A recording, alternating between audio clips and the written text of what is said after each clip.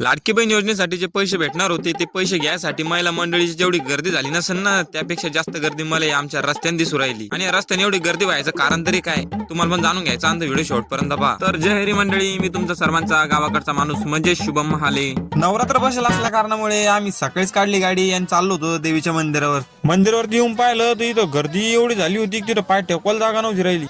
एवढी गर्दी राहणार पण काऊन नाही भाऊ, कारण असतं होती 7वी माळ आणि फक्त गावातलीच नाही तर बाहेर गावची पण मंडळी दर्शनासाठी आली होती. आणि गर्दी एवढी झाली की आरतीसाठी बाहेरच्या लोकांना मंदिरात उभं राहायला जागा नाही शिल्लक राहिली. आरतीला सुरुवात करून आरती म्हणून घेतली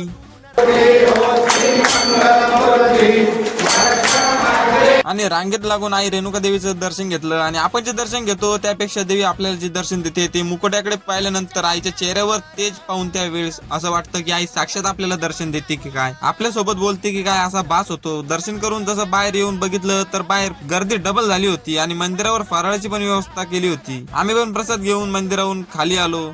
जसं काही पोर आलं मी व्हिडिओ काढताना दिसलो तसे काही पोर माझ्या माग धावत आली आणि आम्हाला पण व्हिडिओ मध्ये घे असं म्हणत त्याला व्हिडिओ मध्ये घेऊन आम्ही चाललो आता घरी. आम्ही धकलो आता घरी जायला. तुम्ही पण घ्या तेवढं जाता जाता फॉलोचं बटन दाबून लाईक करून. भेटू अशाच एका नवीन व्हिडिओ मध्ये.